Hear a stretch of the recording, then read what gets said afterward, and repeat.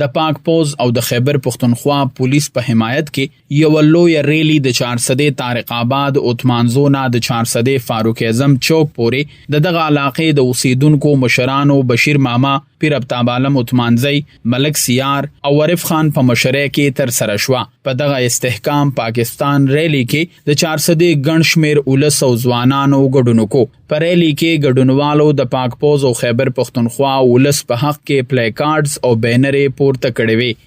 دویم نمبر زه دا زمونږ پاک آرمي، زمونږ پولیس، زمونږ چې کوم میډیا ده،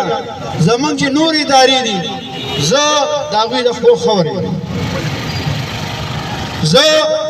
اوس هم موږ په دې وجه صرف راغلي یو چې په دې 9 تاریخ باندې کوم واقعات شوي دي د هغې مذمت لپاره راغلي یو چې یاره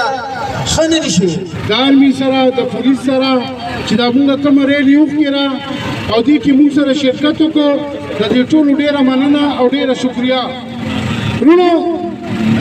احتجاج دا د عوامو حق دی، خو پوره من احتجاج دا د عوامو حق دی. په 9 مۍ باندې چې پاکستان ته کوم رخصان رسولی شوی دی او کوم تنصیباتو ته او کوم فوجي تسلیماتو ته،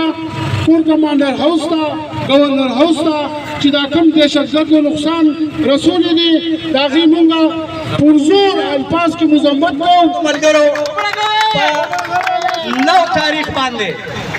چې کومه دهشتګردي شوې ده، زه به دې ته دهشتګردي ووایم ځکه چې پوره من احتجاج د هر چا یو قانوني حق دی. لیکن د افسوس خبره دا ده د احتجاج په نوم چې په پاکستان کې کومه دهشتګردي شوې ده، په کور کمانډر هاوس باندې، په ریډیو پاکستان باندې، د هغې نه په GHQ باندې او دې سره سره په غیر سرکاري املاکو باندې چې کومې حملې شوي دي، څومره نقصان شوی دی. موږ د دې پوره منو د دې خوشحالۍ د ریلي دا هغه ریلي ده چې موږ د پاکستان چې څومره فورس دی چې په هغې کې زموږ د KPK پولیس هم شامل دي، دا موږ د هغې لپاره دا ریلي ایستې ده چې موږ د هغې پر زور مذمت کوو. دغه دهشتګردي چې کومه شوې ده او موږ د حکومت وخت مطالبه کوو چې کوم خلک په دغه کې ملوث دي هغې ته دې قرار واقع سزا ورکړي. او وروڼو، موږ